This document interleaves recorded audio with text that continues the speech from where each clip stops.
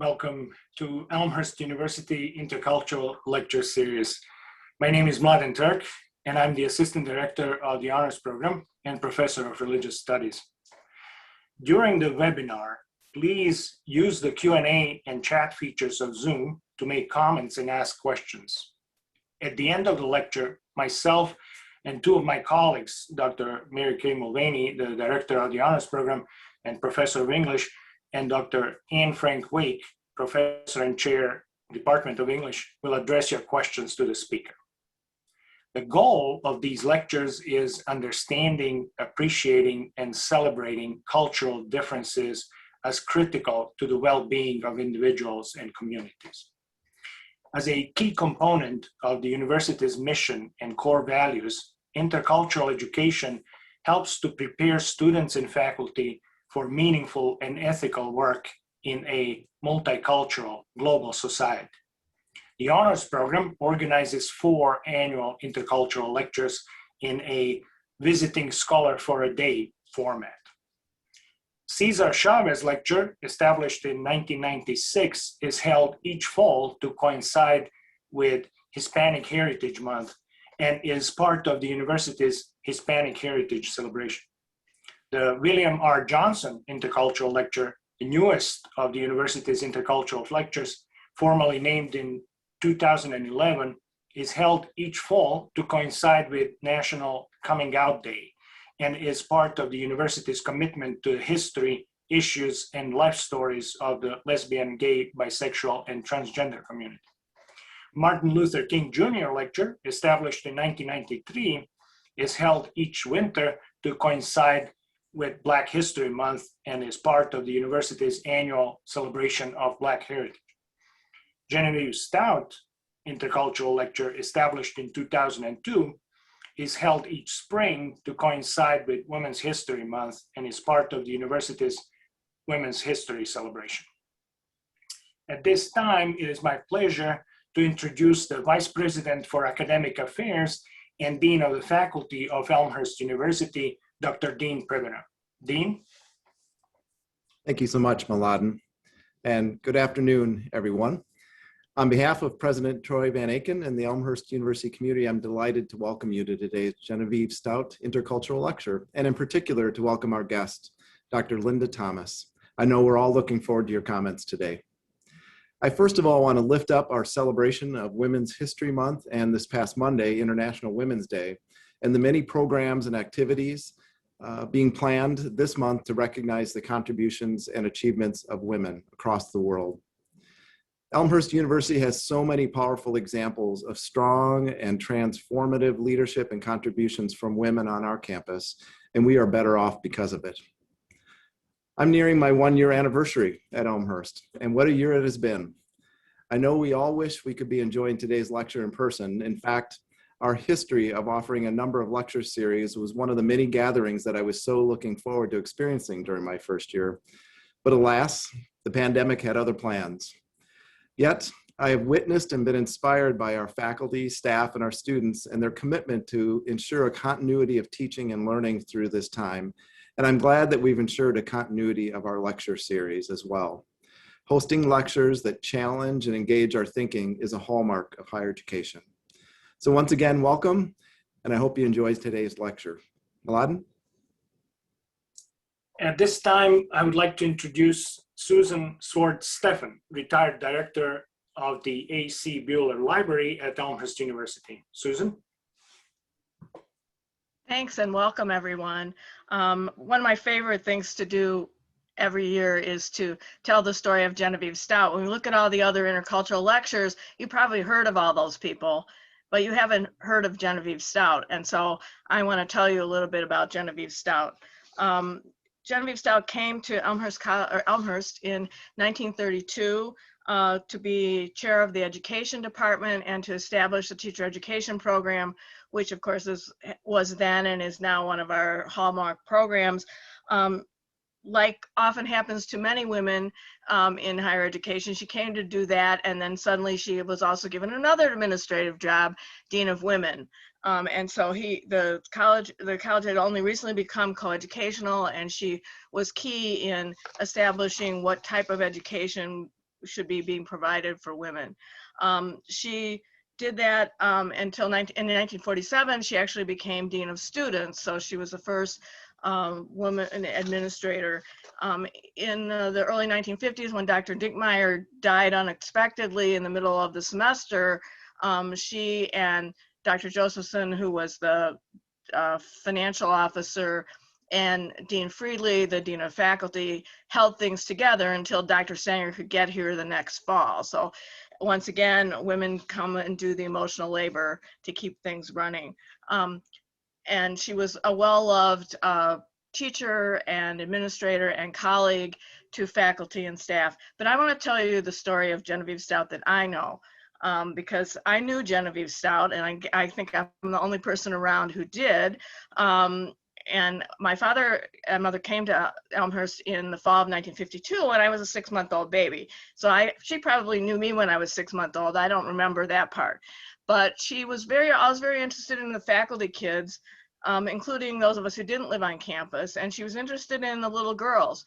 And so when I was about 5, she decided that I should come and visit her in her apartment in Schick, which was very cool because my brother didn't get to go and I got to go, and she came and picked me up in the car and I got to sit in the front seat. This was pre-seat belts and car seat days.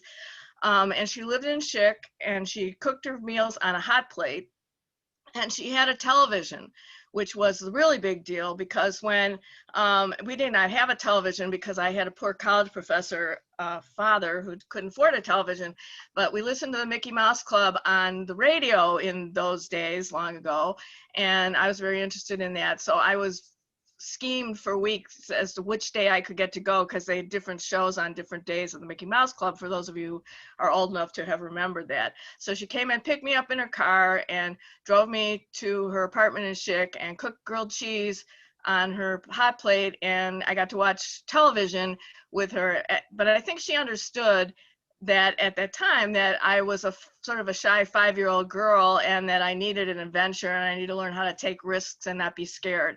And so she provided me with a really important, and I have to think that she's probably laughing somewhere now, saying that after I'm retired, where I'm older than she was when she retired, that I'm now introducing her and telling her story. So I hope it's a story that we don't forget at Elmhurst College, and I will continue to tell the story as long as I'm around to do it. So I'll turn it over now to Nancy, who's going to introduce our speaker. Thank you, Susan. Good afternoon, everyone. Welcome to this lecture. It is my great pleasure to introduce our guest speaker, Dr. Linda E. Thomas. She is Professor of Theology and Anthropology at the Lutheran School of Theology at Chicago, where she has taught for about 20 years. She earned the Master of Divinity degree at Union Seminary in New York and the PhD in Anthropology at American University in Washington, D.C. Dr. Thomas has served on the faculty of several seminaries, including the Iliff School of Theology in Denver and Garrett Seminary here in Evanston, where she was director of their Center for the Church and the Black Experience. He has also been a visiting professor at the University of Chicago and at Vanderbilt and Drew universities. Dr. Thomas's areas of expertise include Black theology and Womanist theology, theological anthropology, and the Black Lives Matter movement, all with a commitment in her work to social justice. Dr. Thomas has also lectured around the world at international conferences in many countries. As a published author, she has written numerous essays and edited volumes in journals, most recently an essay entitled Public Theology, Populism, and Racism in the Post-Obama Era in the United States, a Womanist Summoning. She has authored and edited several groundbreaking books, most recently co-editing and contributing to the highly regarded 2010 volume of essays by leading Black academics, clergy, and community leaders entitled Walk Together, Children, Black and Womanist Theologies, Church and Theological Education. From her earlier field ethnographic research, she authored the book Under the Canopy, Ritual, Process, and Spiritual Resilience in South Africa. and I understand she is working on a new book she is editing presently. We are indeed honored at Elmhurst and very pleased today to welcome Dr. Linda Thomas to offer our Genevieve Stout lecture, which is entitled, In Pursuit of Justice, Womanist Non-Binary Perspectives About Intersectionality, Trauma, Lament, and Hope. Welcome, Dr. Thomas. Thank you very much. I'm very excited to be here and would like to say to the faculty, the dean, and to students that this is a special honor to have the Genevieve Stout lecture. And I think we're going to have some very good conversation. Before I begin, the notion of justice has me to remember that the land on which we are standing is land that was taken from people who were here before we came, but whether it's from ancestry that was voluntarily or non-voluntary. And so I want to call out the names of First Nation people in order to remember them. The people who occupied the land that we stand upon now were called the Illinois, the Miami, the Winnebago, the Fox, the Sacs, the Kickapoo, and Potawatomi. In memory of these people and out of respect, we call their names and continue to honor them. Thank you. In Pursuit of Justice, Womanist, non-binary perspectives about intersectionality, trauma, lament, and hope in the United States. Womanist interpretation in the North American context, particularly the United States, grows out of the context of African-American women's embodied experiences that began in 1619 in the British colonies, now the United States, with the arrival of enslaved Africans in Jamestown, Virginia, as recently documented by the 1619 Project in the New York Times.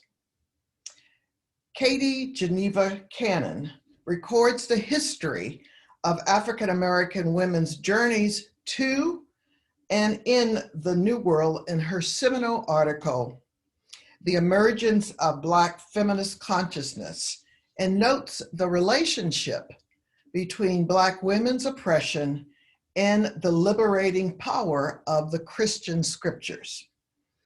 In intersectional analysis of the harm done to female bodies must explicitly include the bodies of women of color and oppressed queer bodies of color, as documented by Pamela R. Lightsey.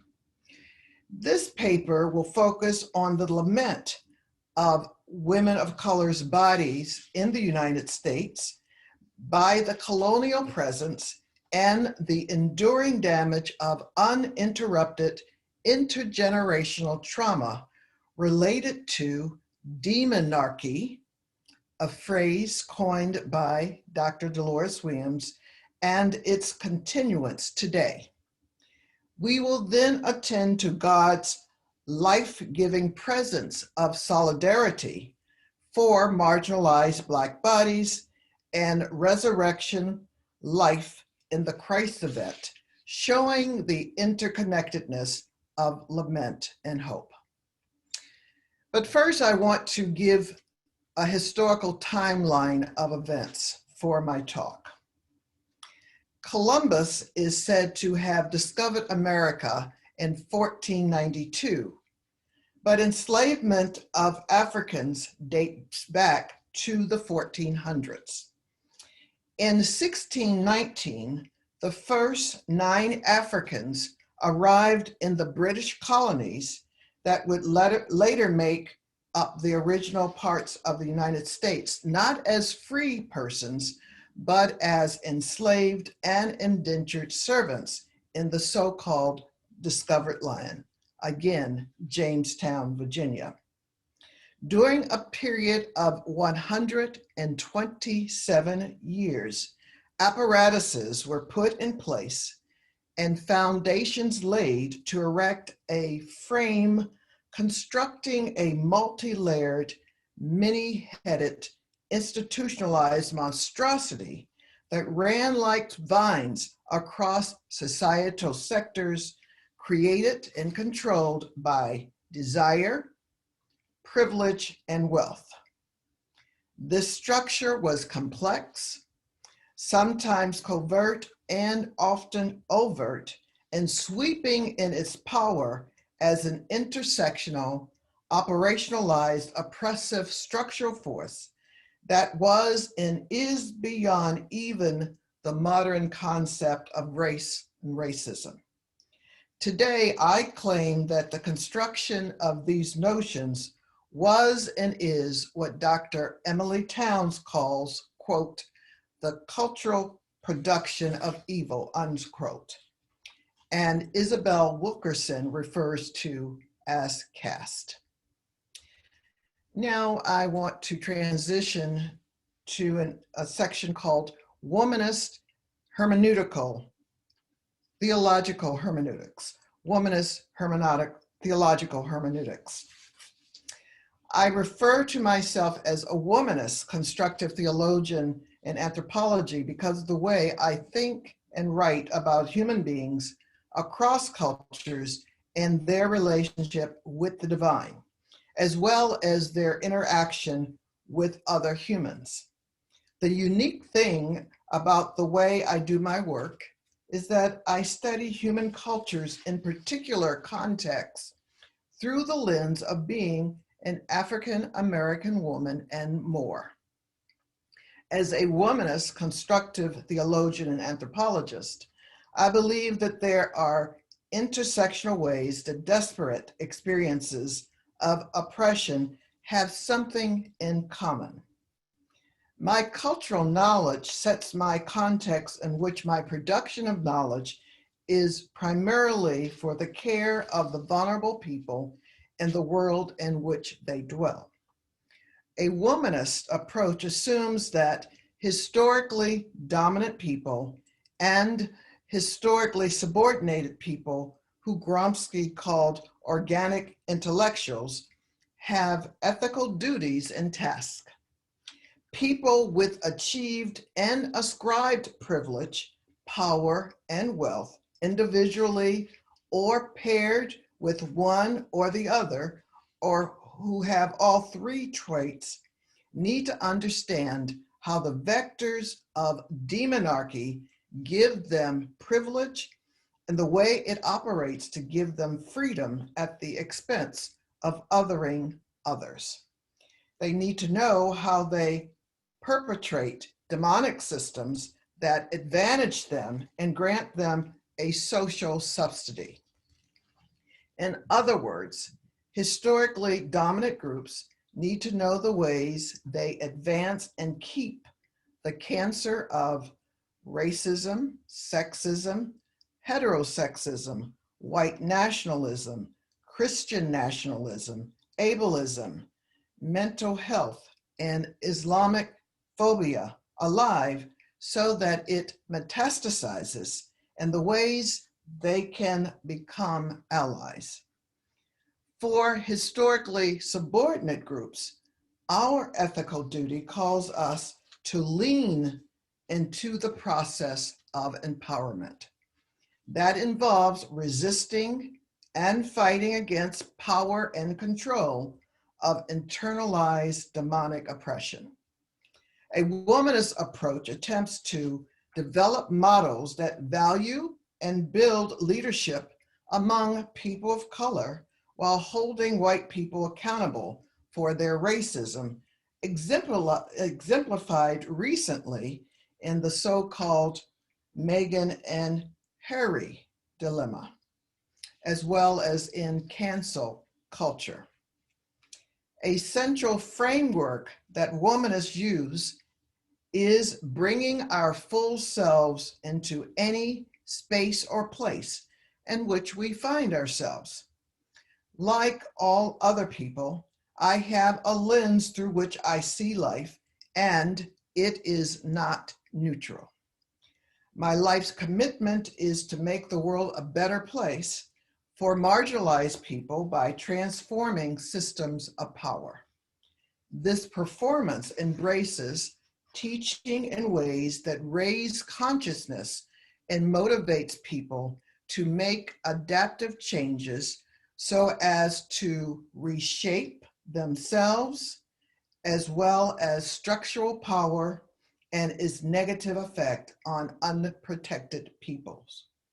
Moreover, my aim is to help others realize and understand the ways three-dimensional power adversely impacts and robs marginalized people of meaningful and productive lives, traps them in poverty, and above all, introduces them to the criminal justice system. The biblical narrative is also central to the importance of Christian womanist theological reflections.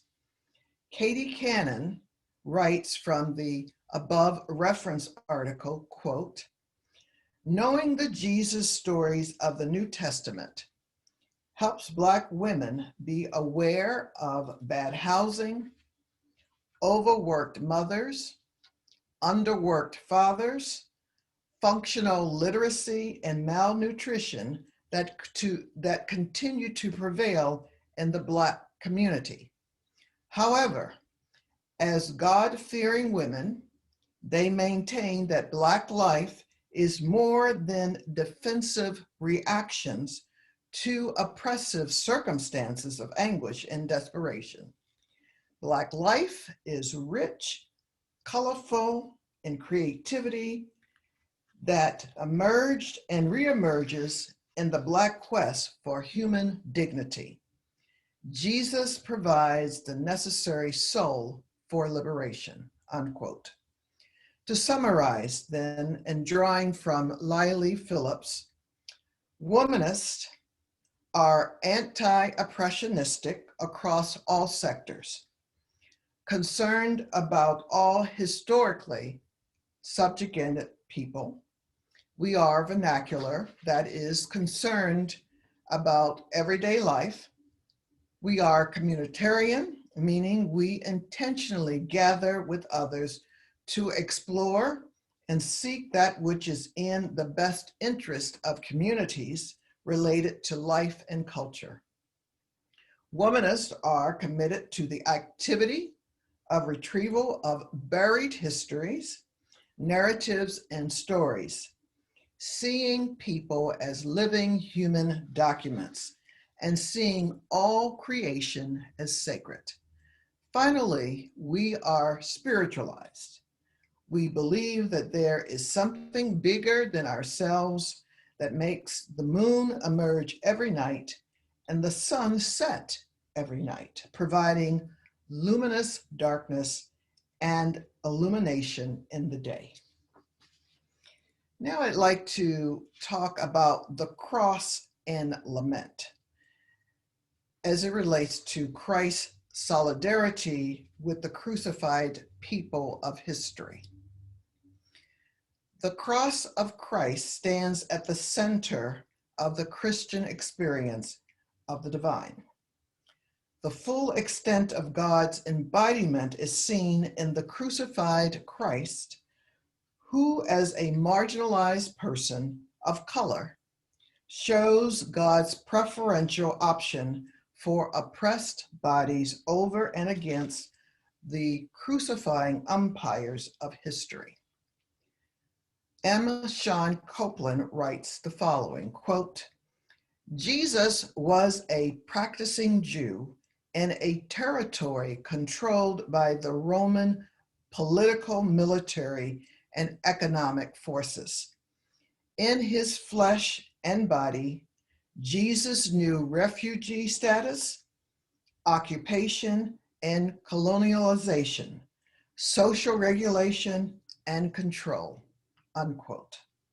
Still, the true radicality of the cross is downplayed and domesticated by white culture, which reduces the cross to a piece of jewelry Christians wear around their necks. James Cone. Why does dominant culture slink away from the one Martin Luther called, quote, the crucified and hidden God, unquote? I think it is because individualistic US society shies away from the communal nature of lament. Lament goes hand in hand with the cross. Christ's particular crucifixion on Golgotha was individual, but it has communal implications. Christ is re-crucified with the crucified people of history. Christ's communal solidarity with the crucified people of history as the wounded Lord of creation means the crucified God stands with marginalized bodies and is the liberator of all who are oppressed by the principalities and powers of empire. In Christ, both profound lament and deepest hope are united. Humanity and creation's future are held together in a crucified, oppressed, marginalized, brown-skinned Jew. The cross tells the truth about oppressive imperialism structures, as well as showing God's vindication of those who are oppressed. There is profound grief and anguish on Golgotha, shown in Christ's death cry from the cross, found in Mark.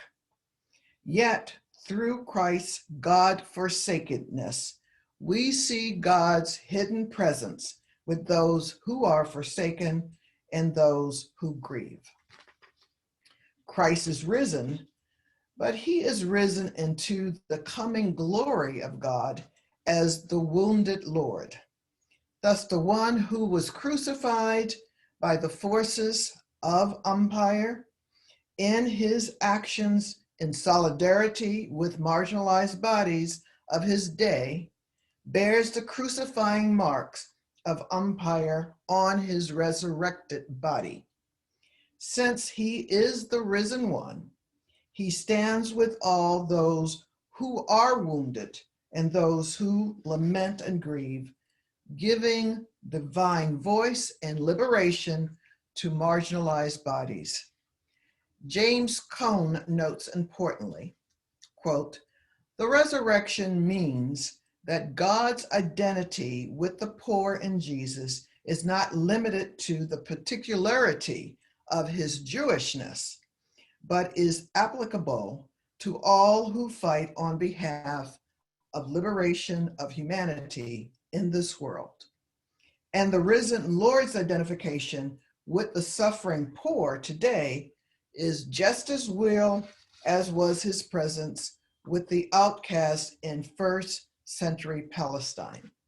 His presence with the poor today is not disembodied, but like yesterday, today also he takes the pain of the poor upon himself and bears it for them, unquote.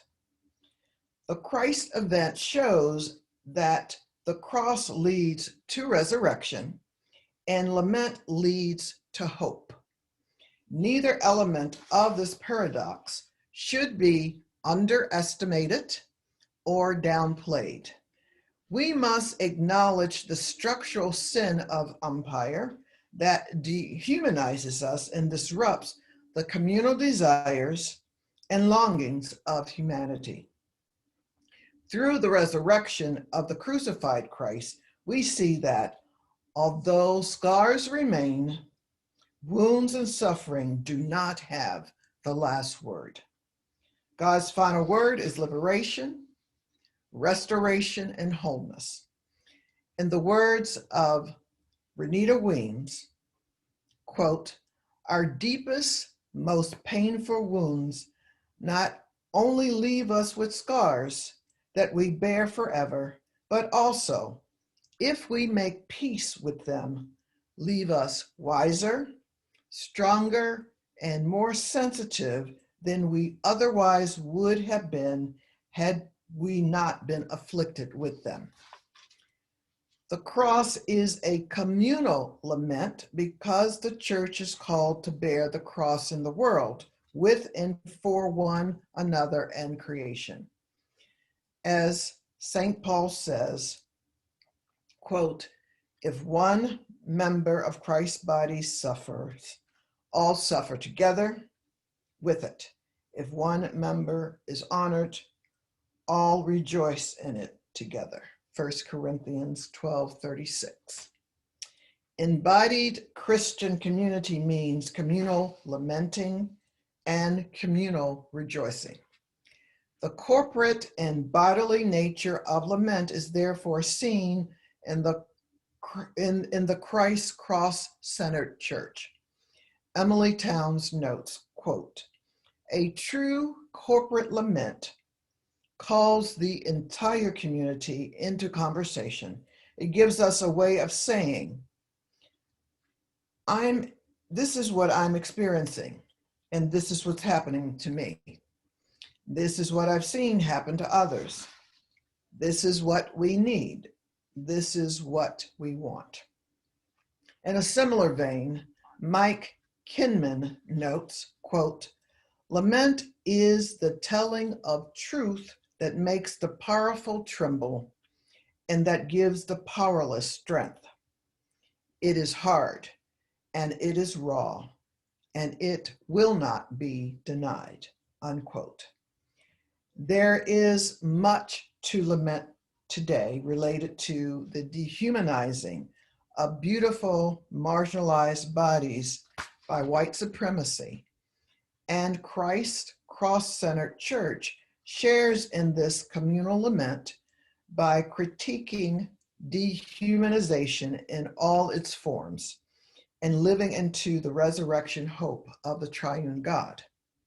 The church, however, must also be ready for what marginalized people know well, that the dominant structure will always push back and kill any time we rise up to proclaim our liberation and full personhood.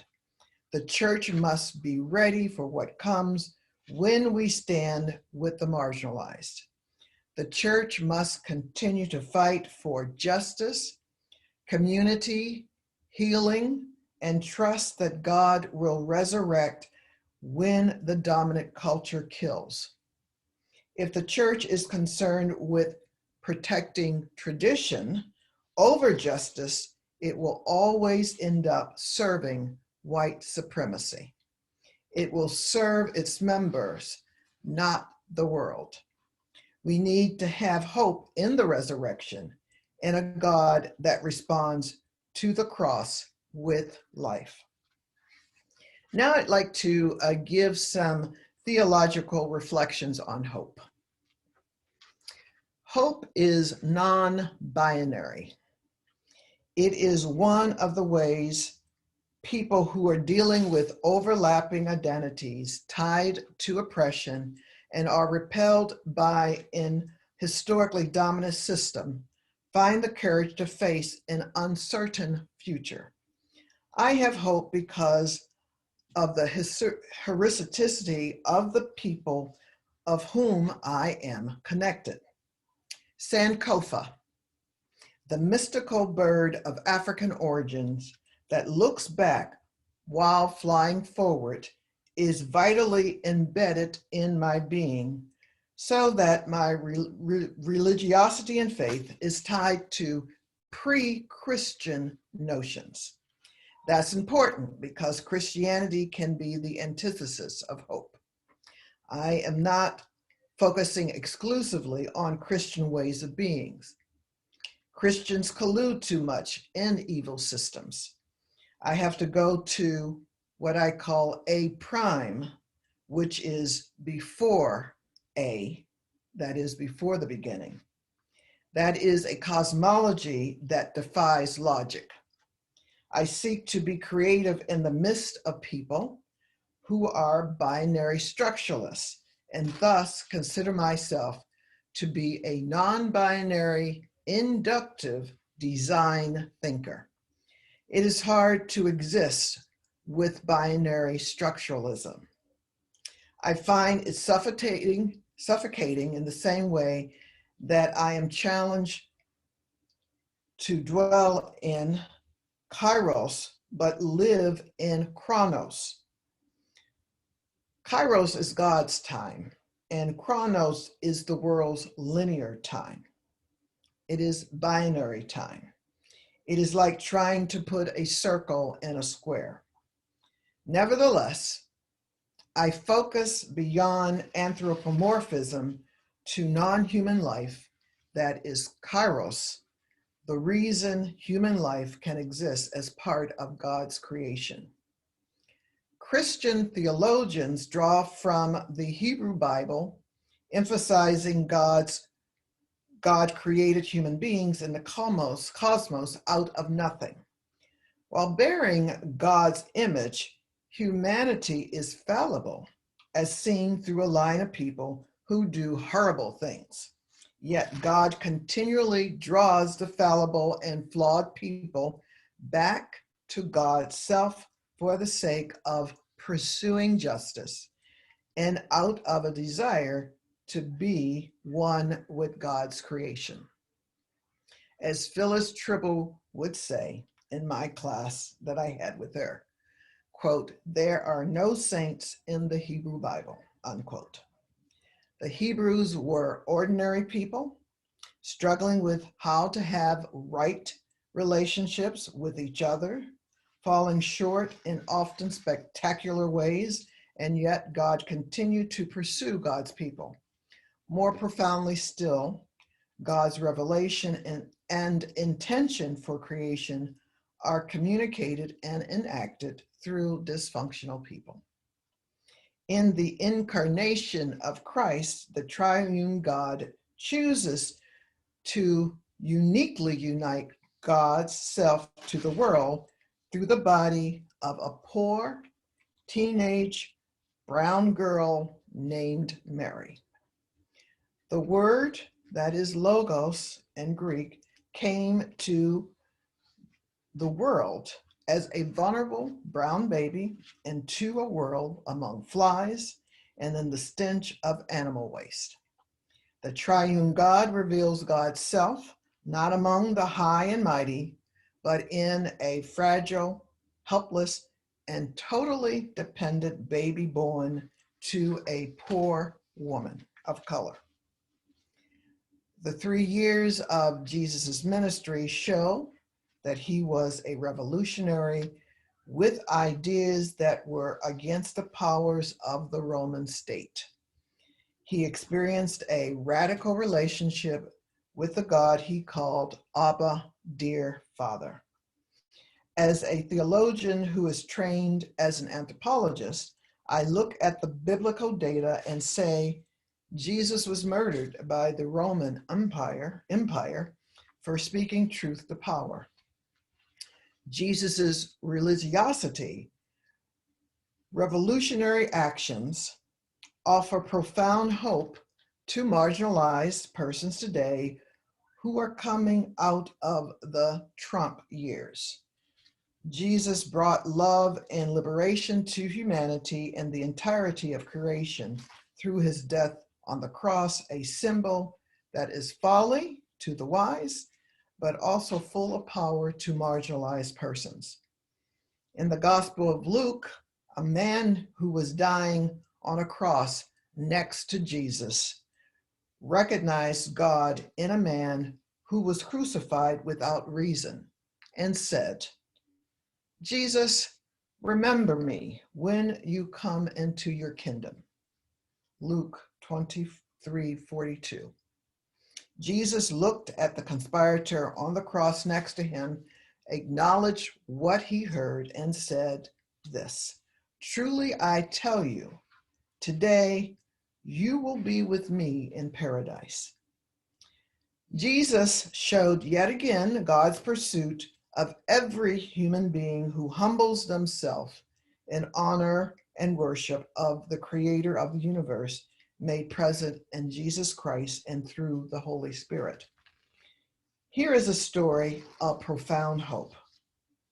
Those who are victimized can see in Jesus one who looks like them and can move into a radical understanding of the gospel that critiques establishment theology, religion, and politics. Now I move to my conclusion and a final word of hope.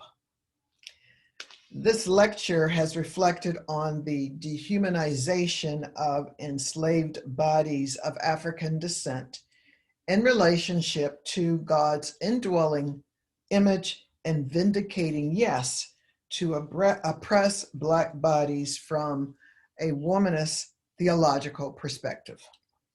I have sought to show how the biblical narrative functions as the critique of demonarchy and oppressions in all its forms in order to emphasize the life-giving power of God through the resurrection of the crucified Christ. Womanist hermeneutics emphasize the divine rebuke of white supremacy in order that marginalized Black bodies may claim our full humanity and dignity for worldly living. Cross and resurrection, lament and hope are intertwined in order to tell the truth about the present reality of dehumanization and exploitation so that new life may be found in the triune God. It is in the triune God's yes to marginalized Black bodies where hope can be found even today. Crucifying umpires cannot have the last word. Instead, the last word is God's promise found in Revelation 21, to wipe away every tear from our eyes in order that a new creation may be seen, proclaimed, and lived. Thank you very much. I look forward to answering your questions. Thank you. Now we should, I'm sure you can hear profound applause. So I'll ask our colleagues to maybe collate some questions that came throughout your talk, in which you really, you gave us enormous task to begin to translate and understand various concepts you introduced, and you gave us, you really gave us something to think about. So I would invite Dr. Mulvaney and Dr. Frank Wake, if they found something they would like to bring to our discussion. There's one that's very, I think, straightforward, and it's and powerful because of that. Can someone be a womanist and a feminist? Mm-hmm. That is a wonderful question. So let me talk about the origins of the word womanist. In the United States, the novelist Alice Walker coined the term womanist. In her book, In Search of Our Mother's Gardens, Womanist Prose, she uses that word and defines it. It has a 4-part meaning, all very skillfully written out. Because Alice Walker considers herself a Black feminist, and she had really great relationships with white feminists. But white feminists only called themselves feminists. They didn't call themselves white feminists. And Alice Walker needed to put Black in front of her name, that word for her, because Black women very much deal with race, and the question is whether or not white feminists are going to deal with race. Most opt not to. And that puts the Black woman in a very particular and peculiar situation, meaning that she is not willing to leave a significant part of who she is in God's image, made in God's image, to the side. So Alice Walker coined the word womanist to be a substitute for Black feminist. And this is in counter-distinction to white feminist. Alice Walker used the term not only for Black women, but for women of color. There is something that is so peculiar about race that it needs to be emphasized. And because in the United States, white culture tends to avoid and disregard the white supremacy, Black feminist is very important. So I would say, of course, one can be Black and feminist, but I would say also what Dr. Katie Cannon said to white women. Would you please let us have this word womanist? In other words, please do not appropriate the term, because womanist is really including Blackness as well as womanist. And if you are not both, then you cannot have the experience. Now, if you want to have the experience, then that's fine, but it is something that is a tragic history, and you will find that in Dr. Cannon's article about the history of Black women in this country. So allies don't call themselves womanist. They may call themselves supporters of womanist, but to understand the term womanist means to understand the history of racism for Black women. And that's not what white women have been exposed to. Thank you so much for that wonderful response. May I ask a follow-up? One of my students, Charlie, wants I think probably a confirmation or a response to the idea of womanist being more aware of intersectionality, perhaps at least historically, than feminists have been. Yes, that is absolutely right. In fact, Kimberly Crenshaw, Black woman, was the one who coined that term. She is a law professor at Columbia and one of the California, I think it's UCLA, but she did it because she was defending Black women who were having trouble with the law, and judges did not want to, in many cases, have Black women say that they were discriminated against because they were women and because they were Black. They had to choose one. And Kimberly Crenshaw began to say, how do we teach the legal system that these things don't come apart? That a Black woman, in the case that she discusses in an article, said she was discriminated against because she was a Black woman. And in the case, all the men who were hired were Black. And they worked in mostly heavy lifting work, and all the women who were hired were white, and they were doing secretarial work. And the Black woman said she was discriminated against because of both and, not either or. And intersectionality means the overlapping of two or more. So we can say a Latina who is an out lesbian, a woman who is lesbian, and a person of color. So these things add up. You can add a disability to it. And every time you add them together, it is actually like multiplying in terms of their impact. So 1 + 1 + 1 = 3.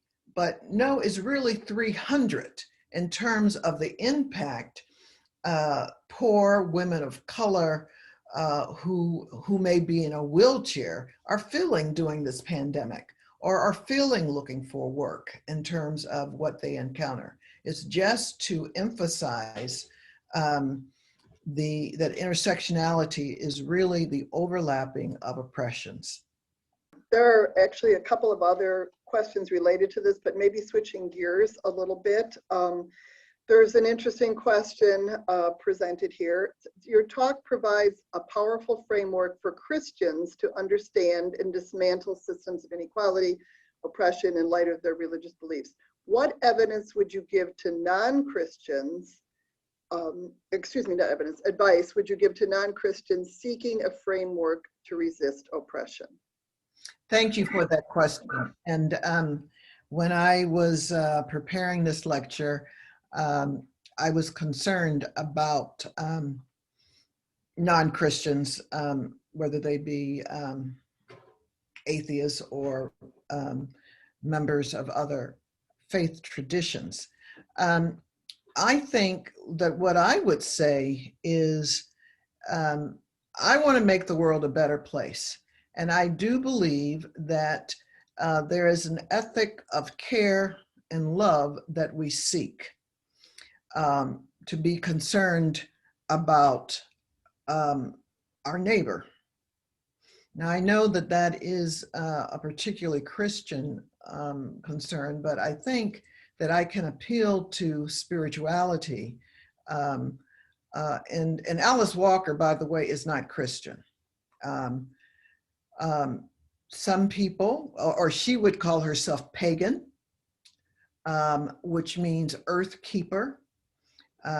Someone who is concerned about creation, or she would call herself a practicing Buddhist, but she is not Christian. And so I think non-believers or non-Christians could really be very happy with her, because she's coming at a love of the earth, a love of creation, and how humanity is destroying ecosystems and each other. And she would call us to renewal of ourselves, a care for ourselves, care for the earth, and care for our neighbors. Otherwise, I think that what I said in my lecture is about trying to have a life where one is grounded with one's neighbor and full of life. Those who are historically subordinated really have so much knowledge. I agree with Antonio Gramsci that they are organic intellectuals.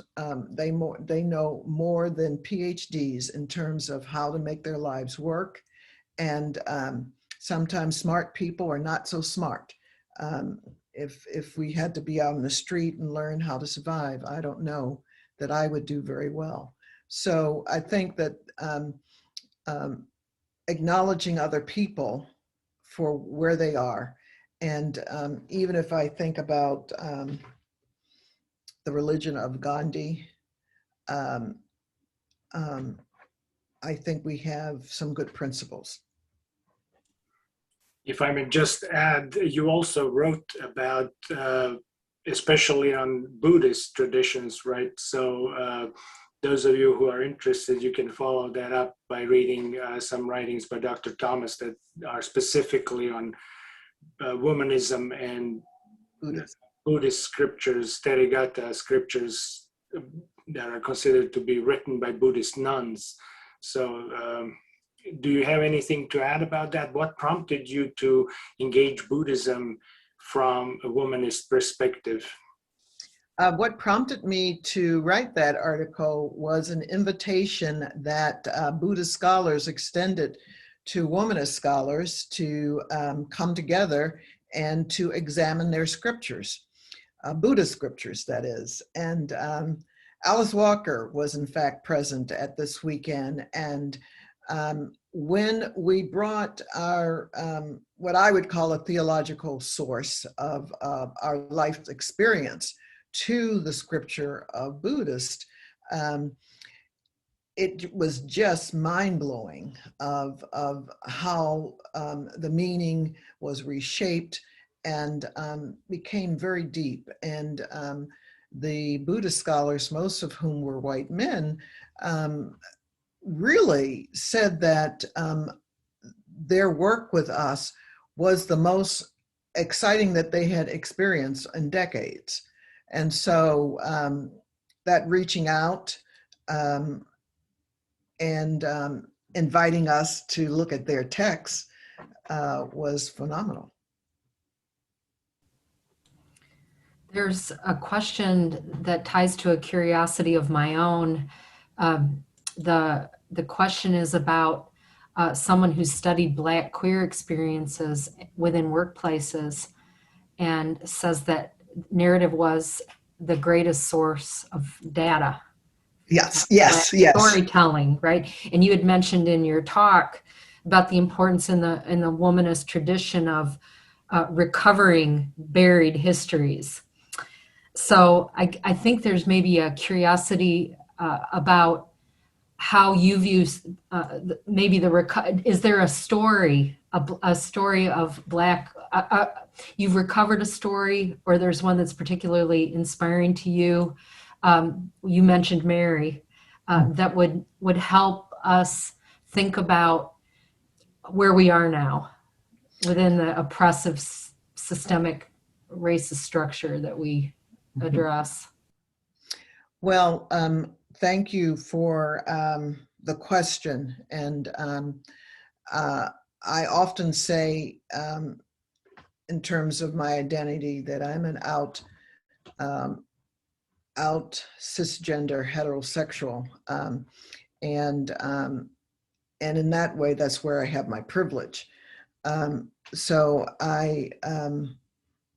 I've learned so much from my non-binary students and my trans students, and the story that I would tell would be first to say, womanists use fiction as a source to do our theologizing.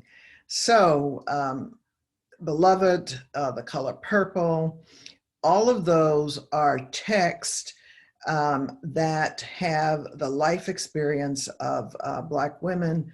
Jubilee is a historical novel.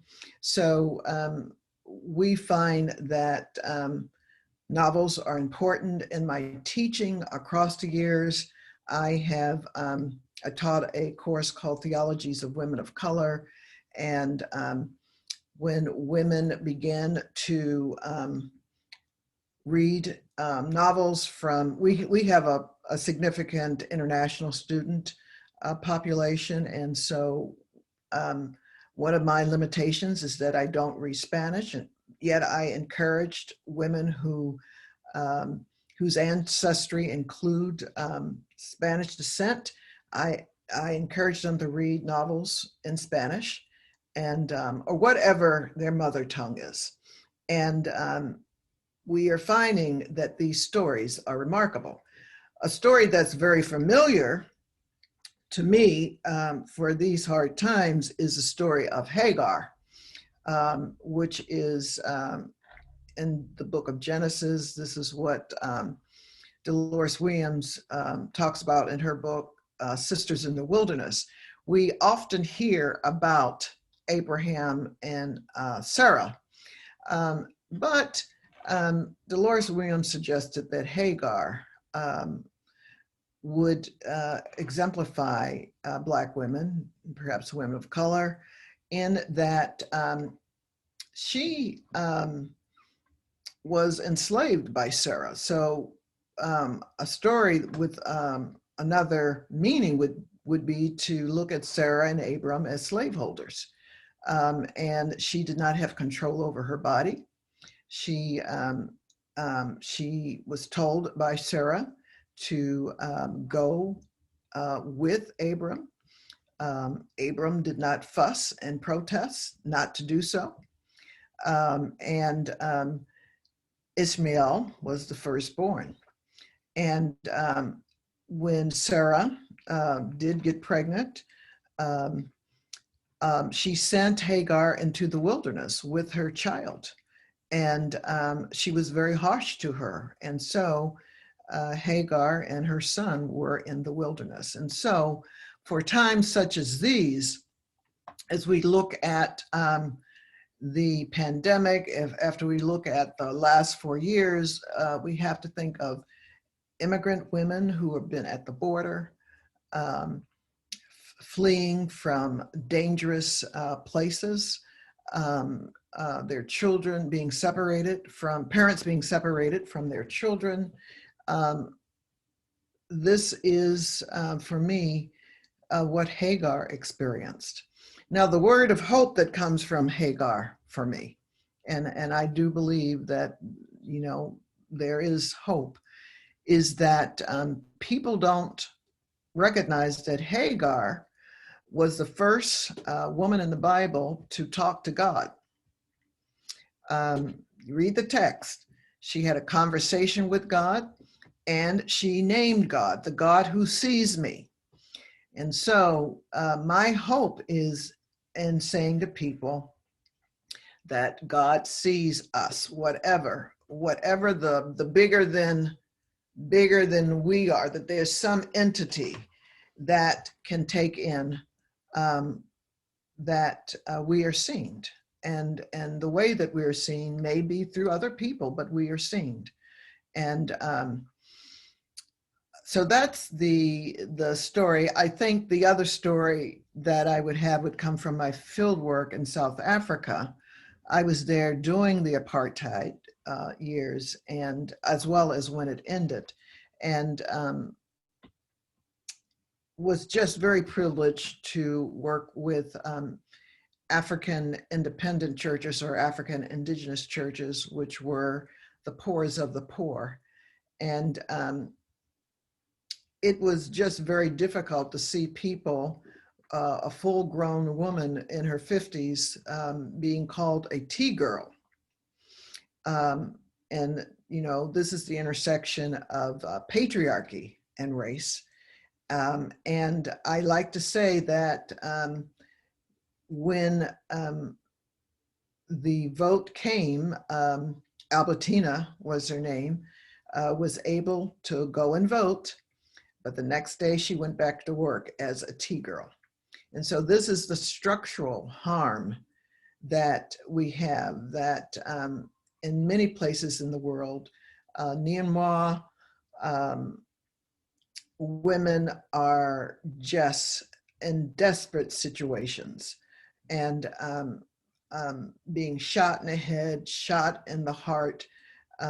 Patriarchy is alive and well, and I just want to say that, especially in light of this lecture being after Genevieve Stout, that we couldn't have more of a pandemic around injustice and against women globally.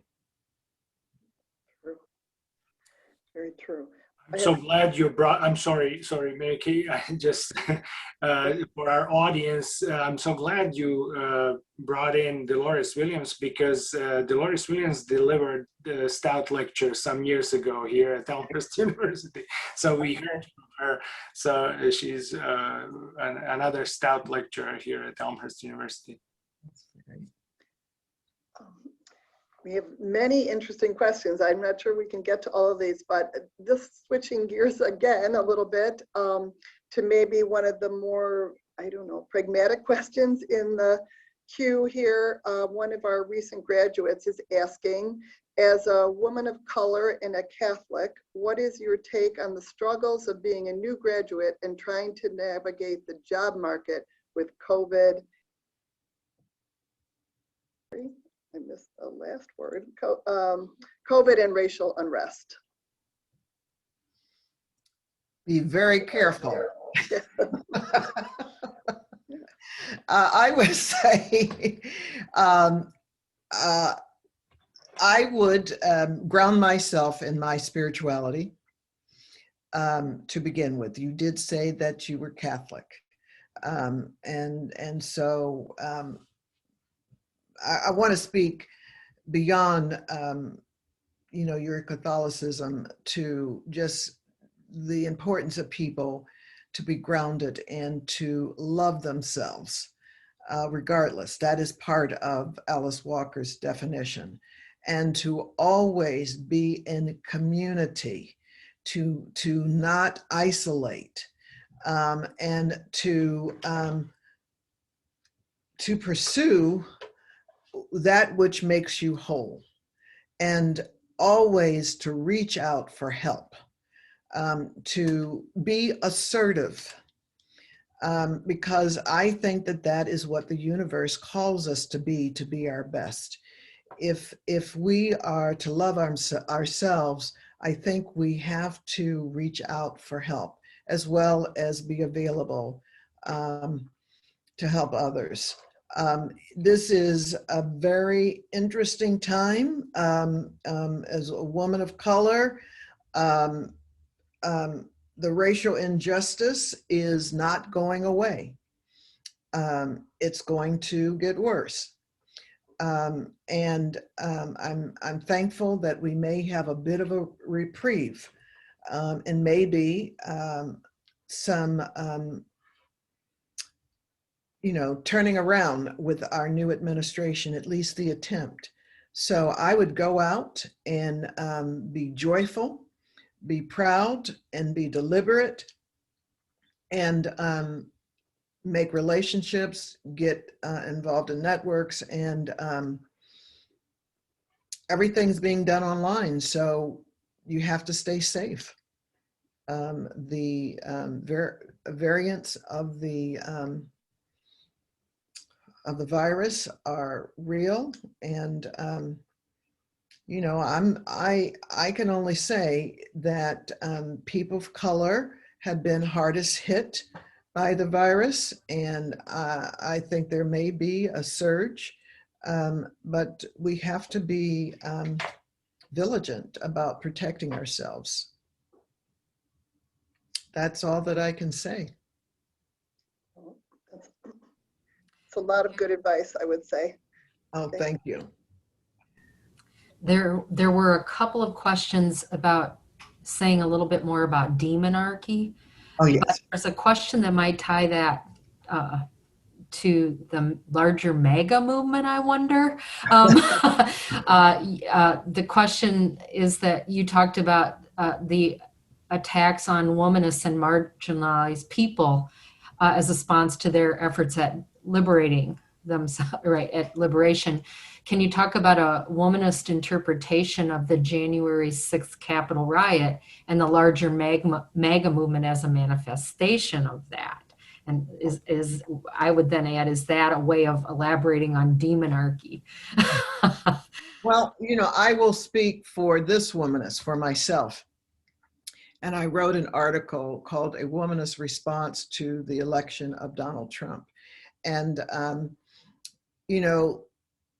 the former president is only an archetype for a big iceberg around white supremacy. And so I think that January 6th was the most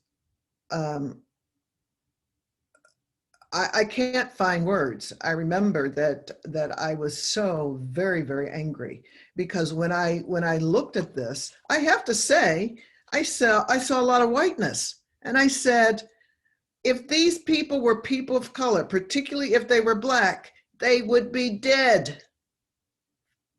That's it. They would have been shot to death. As it is, they were not. And we have, a Senate that was certainly not impartial. I think when I think about trials, juries are to be non-partial. So we witnessed what we did about the Senate supporting the former president. And I think that Nancy Pelosi is a very powerful woman. And when you have people like the former president, who in my eyes were responsible for the evil, for the demonarchy. Demonarchy is structured discrimination, power that is abused, and people who work against democracy. And if you're working against democracy, it means that we are going to move toward an autocrat and who enjoys power and abuse. And so, unfortunately, I don't know what else to say besides we certainly see a lot of what happened, in my opinion, in Germany with Hitler. And people who are into conspiracy theories all of this is very dangerous. And I think the press feeds into it. So when we cannot tell the truth from that which is not true, or that which is not true becomes normalized, then we are in deep, deep waters, and it is very hard to reverse. That demonarchy is the former president trying to overturn the election and then perpetuating a myth to make it reality that the election was stolen. This is the most dangerous demonarchy that I have experienced in a long time. I think that, certainly things like lynching are demonarchy, and what we had on January 6th was even a noose on the Capitol ground. I don't know if people saw that, but this is a threat to people like me. And when people want to contest the vote, particularly for people who fought to vote, when the senators want to, just throw that away, it's very disheartening and angering. So these Hawley and Cruz, they don't represent the Black people in their districts when they start saying, we want to throw this out because we've worked too hard to even vote, and to say that the vote won't count, no. So I think we're on the brink. There was a question that got overlooked from the very beginning that I believe was a reference to, I'm guessing was a reference to a line early on in your speech about a cross being turned into a piece of jewelry. And so maybe you could contextualize that comment with this question. Let me read the question, please. Believe possibly from one of our students, but I'm not sure. Isn't the cross necklace to represent your Christianity and somewhat like representing your religion that you're faithful to? Yeah, that's exactly correct. And I was really referring to my mentor, Dr. James Cone, who used that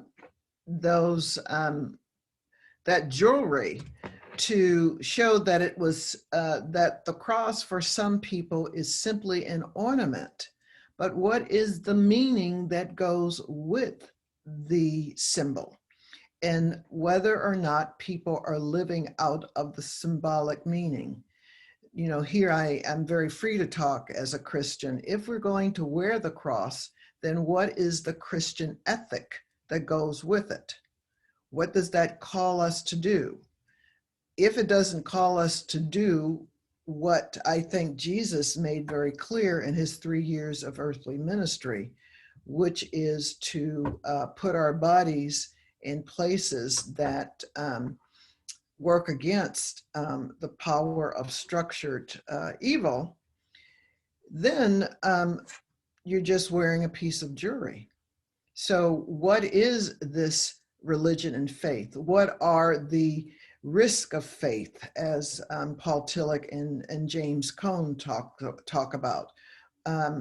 I think that one can live a faith unto themselves, but Christianity calls us to behave in certain ways that that cares for other people, and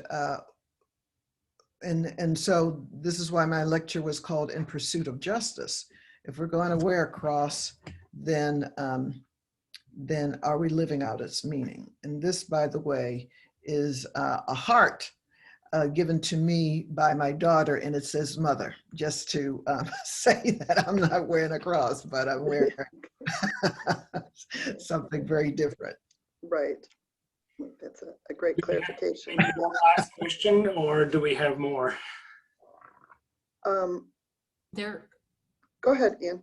Okay, there's one that's interesting that came in early as well that, since we have time, I think you might find interesting to answer. It's a question about ritual and its relationship to theological studies. And there's a connection being drawn here between predominantly white Christian communities perhaps ritualizing sadness and anger, but that might not be the true communal lament that, you know, we might see in Black communities and brown communities. And so the question then is, could you suggest some principles that could help us recognize and analyze quasi and pseudo laments within rituals of supposed lament? Yes, that's a great question. So what I have to say that each lament will be particular for the community out of which it is coming.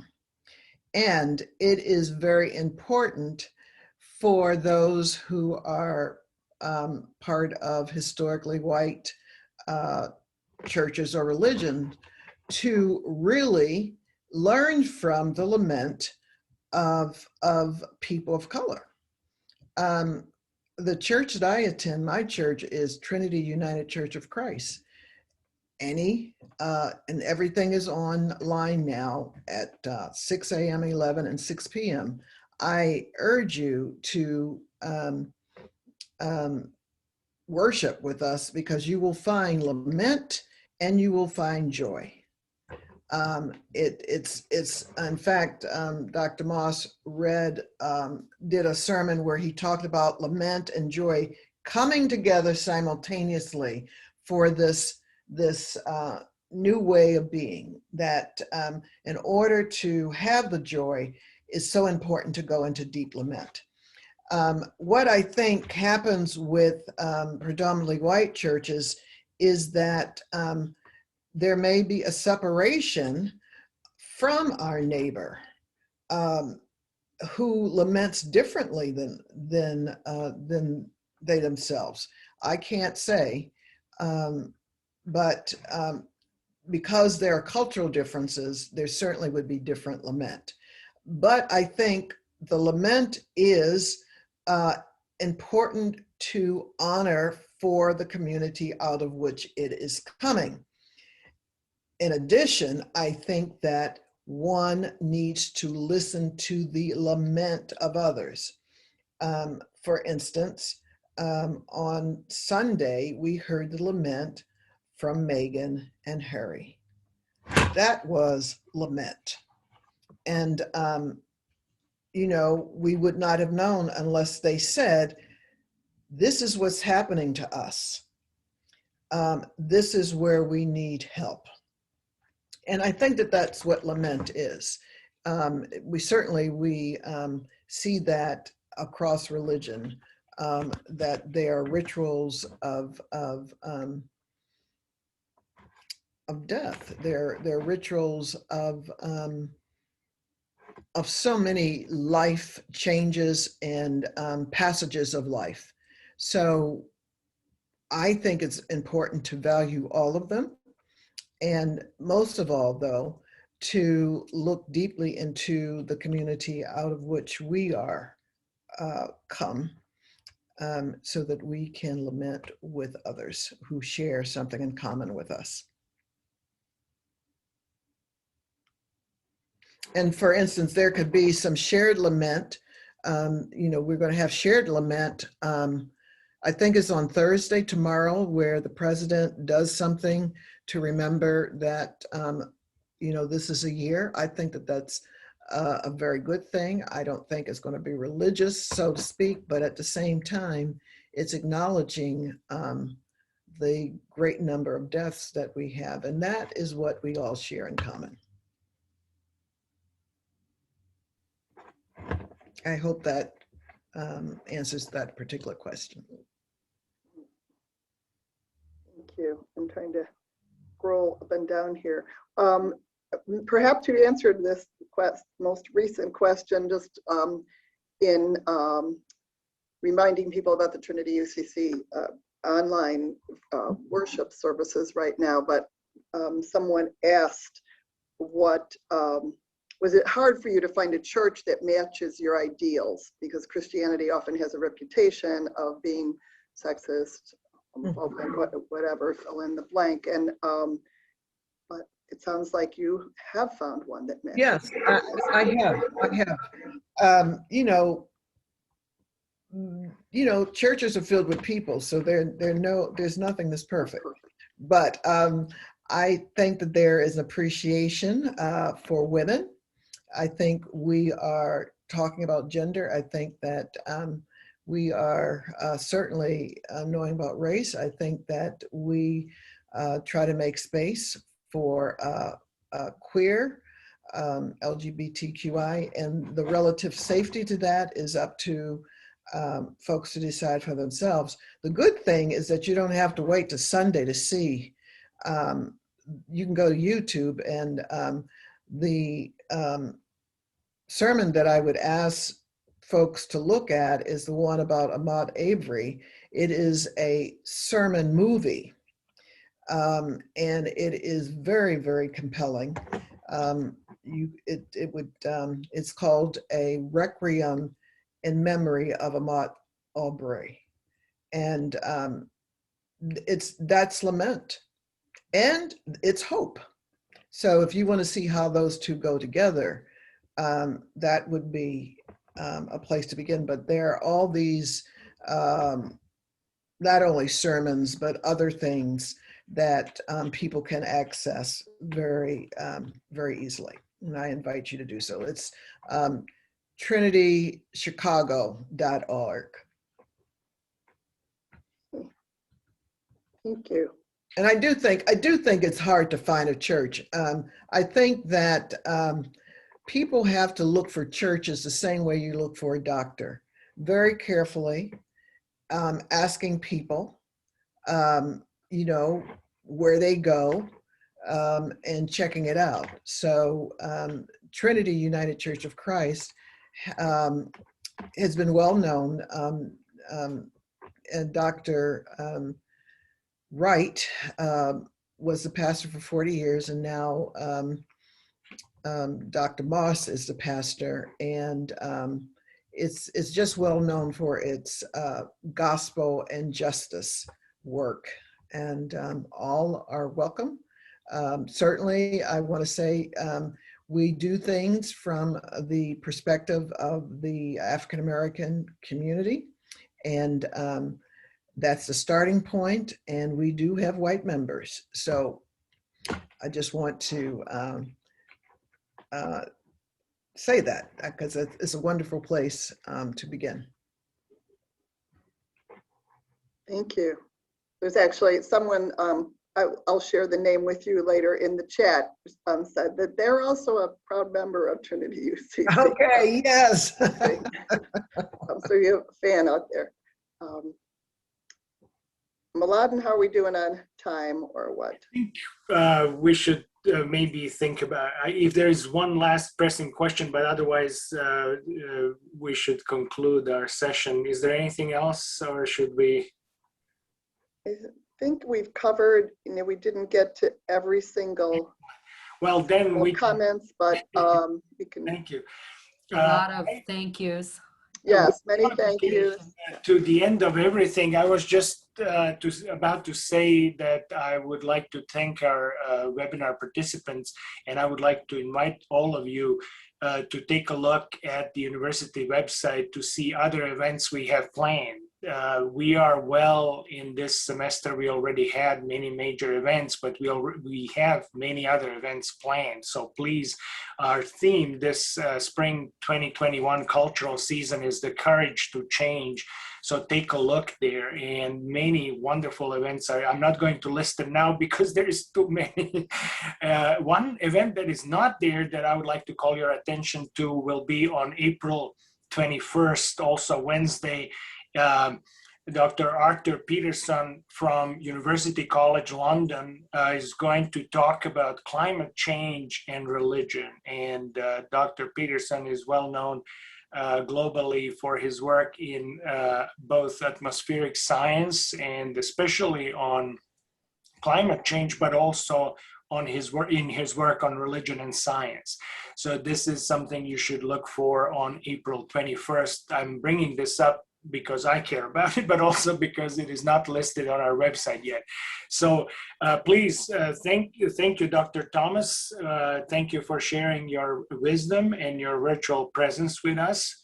There is plenty of material for us to work on for quite a while. So thank you so much for being here with us and for helping us with just this, your depth of knowledge and your sacred canopy of meaning that you shared with us. So thank you everyone for attending.